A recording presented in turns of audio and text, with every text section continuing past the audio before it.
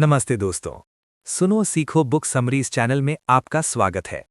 आज हम जिस विषय पर एक गहरी और विस्तृत चर्चा करने जा रहे हैं, वो आपकी जिंदगी के हर पहलू को बदलने की ताकत रखता है।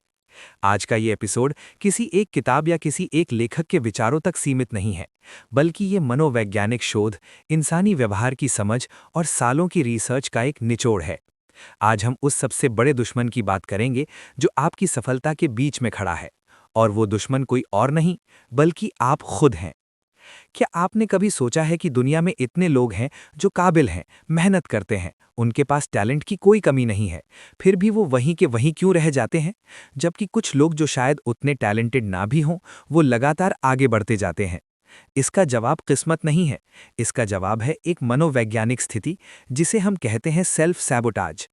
सेल्फ सैबोटाज का मतलब है अनजाने में अपनी ही सफलता, अपनी ही खुशी और अपने ही रिश्तों को बर्बाद कर देना। ये सुनने में बड़ा अजीब लगता है। आखिर कोई इंसान अपना बुरा क्यों चाहेगा? लेकिन सच्चाई ये है कि हमारा दिमाग हमेशा हमारी खुशी नहीं चाहता, वो सिर्फ हमारी सुरक्षा चाहता है। और यही से सारी समस्या शुरू होती है। इस ऑडियो सेशन में हम सेल्फ सैबोटाज के हर पहलू को खोल कर रखेंगे। हम समझेंगे कि आपका दिमाग कैसे काम करता है, आप क्यों रुकते हैं, और सबसे ज़रूरी बात, आप इस चक्रव्यूह से बाहर कैसे निकल सकते हैं। ये सफ़र लंबा होगा, लेकिन ये सफ़र आपकी ज़िंदगी बदल देगा। भाग 1। सेल्फ सैबोटाज क्यों होता है, द साइकोलॉजी बिहाइंड इट। सबसे पहले हमें ये समझना होगा कि सेल्फ सैबोटाज आलस नहीं है, ये डिसिप्लिन की कमी भी नहीं है, ये एक तरह का बायोलॉजिकल रिस्पॉन्स है। आपके दिमाग के दो मुख्य हिस्से हैं जो इस खेल में शामिल हैं। एक है आपका कॉन्शियस माइंड यानी चेतन मन, और दूसरा है सबकॉन्शियस माइंड यानी अवचेतन मन। आपका कॉन्शियस माइंड वो है जो सपने देखता है, जो कहता है कि मुझे वजन कम करना है, मुझे नया बिजनेस शुरू करना है, मुझे एक अच्छा पार्टनर चाहिए। ये हिस्सा लॉजिकल है और आगे बढ़ना चाहता है। लेकिन आपका सबकॉन्शियस माइंड लॉजिक नहीं समझता, वो सिर्फ फीलिंग्स और पैटर्न समझता है। उसका मुख्य काम है आपको जिंदा रखना और खतरे से बचाना। और सबकॉन्शियस माइंड के लिए खतरे का मतलब शेर या सांप नहीं है, उसके लिए खतरा है अनजान, दी अननोन। कोई भी ऐसी चीज जो उसने पहले नहीं देखी है, वो उसके लिए खतरा है। तो जब आप सोचते हैं कि मैं अपनी जॉब छोड़कर बिजनेस करूंगा, तो आपका कॉन्शियस माइंड एक्साइटेड होता है, लेकिन आपका सबकॉन्शियस माइंड पैनिक में आ जाता है। वो कहता है रुको, ये हमने पहले कभी नहीं किया, यहाँ रिस्क है, यहाँ दर्द हो सकता है, वापस चलो वहाँ जहाँ हम सेफ थे। भले ही आपकी पुरानी जॉब में आप दुखी थे, लेकिन वो दुख आपके दिमाग के लिए जाना पहचाना था, इसलिए वो सेफ था। नई खुशी अनजान है, इसलिए वो अनसेफ है। यही वजह है कि हम खुद को रोकते हैं। हम खुशी से नहीं डरते, हम उस खुशी के साथ आने वाले बदलाव से डरते हैं। मनोविज्ञान में इसे होम्योस्टैसिस कहते हैं। जैसे आपके घर का थर्मोस्टैट तापमान को मेंटेन करता है, वैसे ही आपका दिमाग आपकी जिंदगी के हालात को मेंटेन करने की कोशिश करता है। अगर आप अपने स्टैंडर्ड से ज़्यादा खुश होने लगते हैं, तो आपका दिमाग आपको वापस नीचे खींचने के लिए सेल्फ सैबोटाजिंग बिहेवियर क्रिएट करता है। भाग 2। अपर लिमिट प्रॉब्लम, खुशी की सीमा। एक बहुत ही गहरा कॉन्सेप्ट है जिसे हम अपर लिमिट प्रॉब्लम कहते हैं।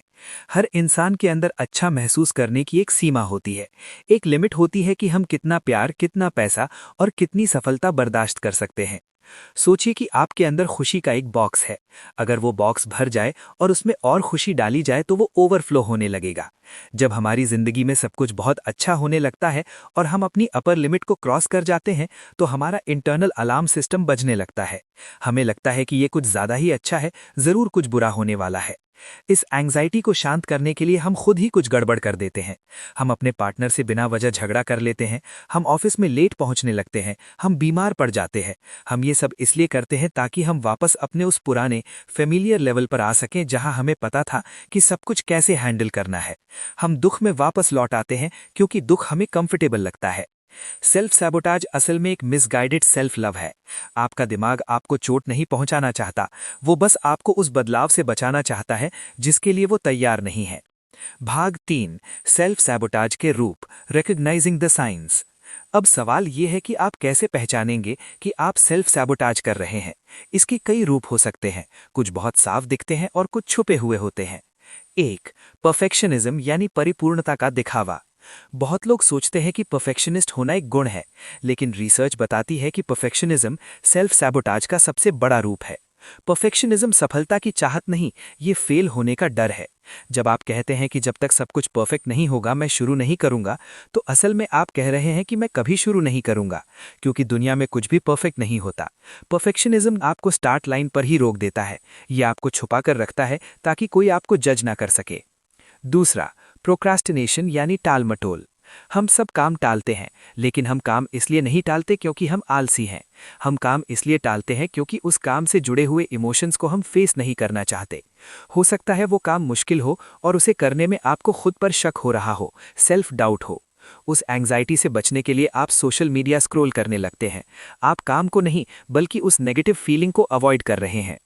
तीसरा, अपरूटिंग यानी जड़ से उखड़ना। क्या आप ऐसे लोगों को जानते हैं जो हर थोड़े दिन में नई जॉब, नया शहर या नया रिलेशनशिप शुरू करते हैं? उन्हें लगता है वो एक्सप्लोर कर रहे हैं, लेकिन असल में वो भाग रहे हैं।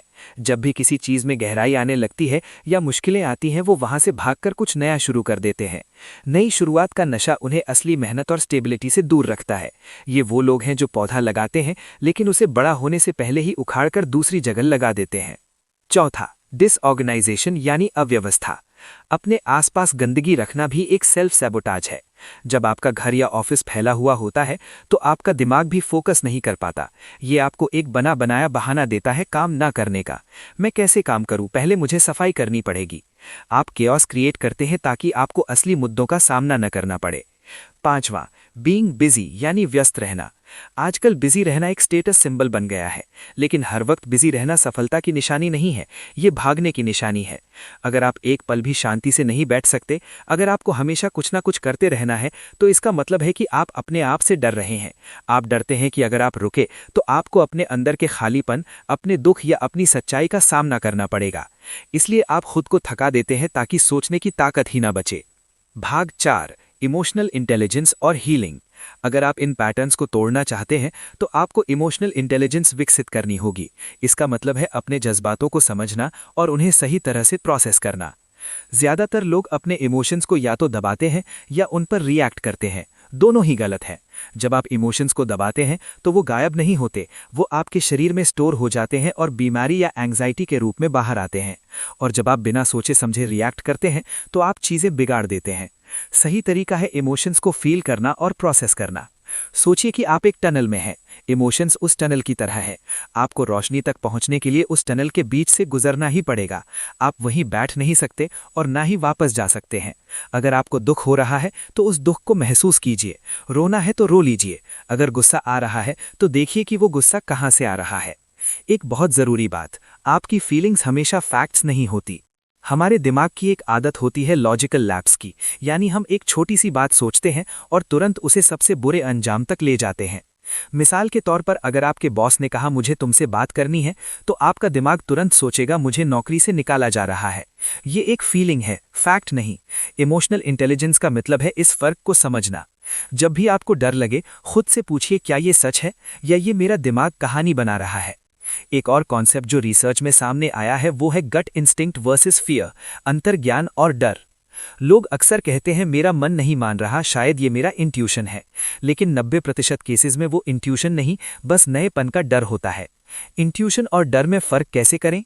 इंट्यूशन हमेशा प्रेजेंट यानी वर्तमान में होता है और शांत होता है। वो बस एक हल्की सी जानकारी देता है कि क्या सही है। डर हमेशा फ्यूचर के बारे में होता है और लाउड होता है। वो चीखता है, पैनिक क्रिएट करता है। अगर ऐसा हो गया तो, अगर वैसा हो गया तो। अगर आपकी अंदर की आवाज शोर मचा रही है और डरा रही है तो वो इंट्यूशन नहीं, वो आपका इनसिक्योरिटी है। उसे इग्नोर करके आगे बढ़ना सीखिए।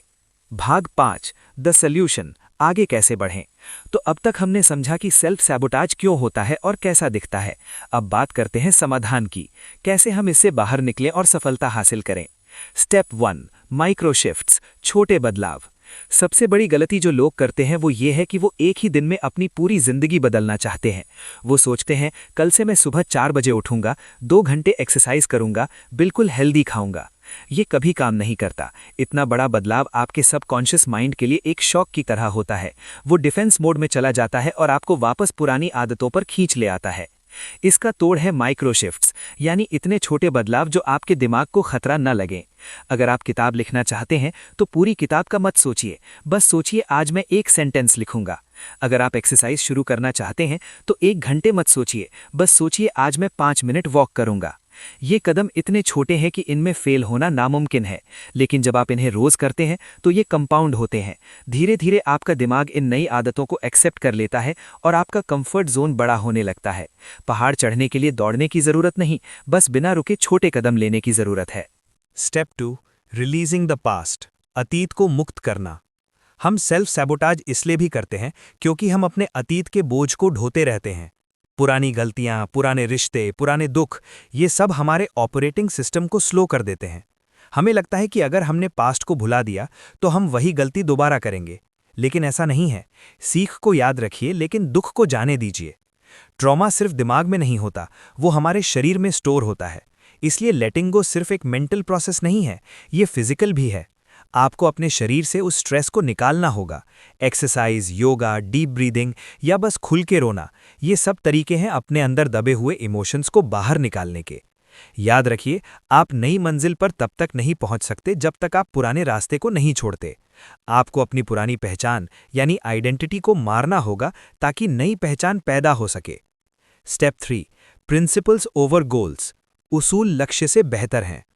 हमारी सोसाइटी गोल्स पर बहुत जोर देती है। 10 किलो वजन कम करना है, 1 करोड़ कमाना है। गोल्स अच्छे हैं, लेकिन वो कभी कभी सेल्फ सैबोटाज का कारण बन जाते हैं। क्यों? क्योंकि गोल्स फ्यूचर में होते हैं।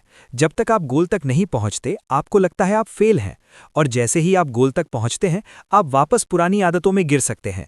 योयो इफेक्ट।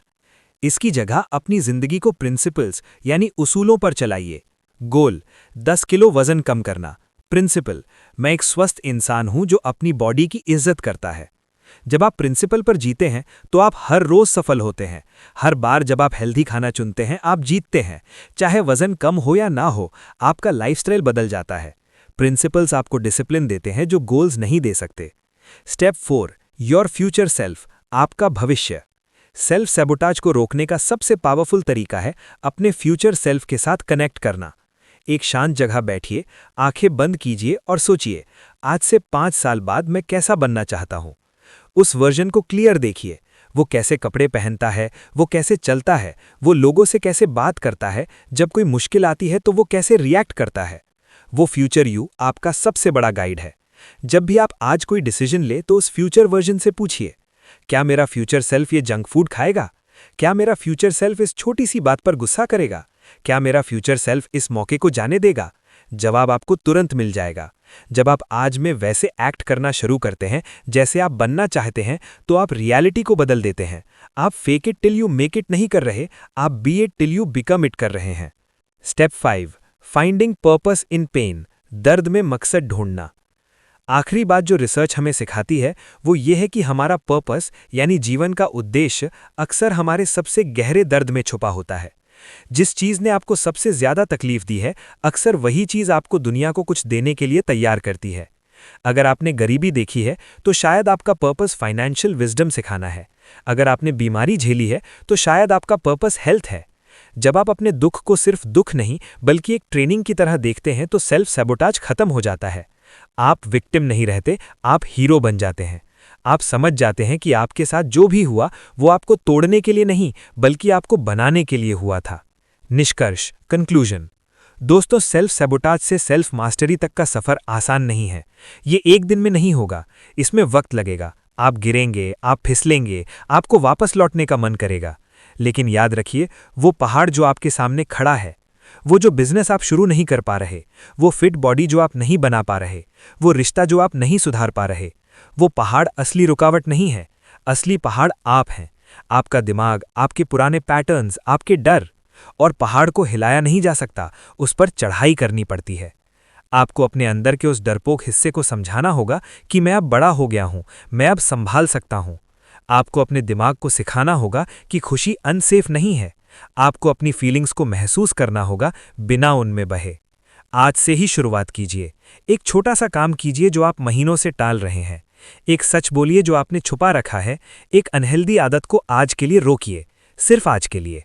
क्योंकि जब आप खुद को जीत लेते हैं तो दुनिया की कोई भी ताकत आपको नहीं हरा सकती। आपके अंदर वो सारी शक्ति, वो सारी समझ और वो सारा साहस मौजूद है जो आपको उस पहाड़ की चोटी तक ले जाएगा। आपको बस चलना शुरू करना है। उम्मीद है कि ये गहरी मनोवैज्ञानिक चर्चा आपके लिए उपयोगी रही होगी। ये जानकारी सिर्फ सुनने के लिए नहीं, बल्कि जीने के लिए है। इन बातों पर गौर कीजिएगा और देखिएगा कि आपकी जिंदगी कैसे बदलती है। सुनो सीखो बुक समरीज के साथ जुड़े रहने के लिए आपका दिल से धन्यवाद।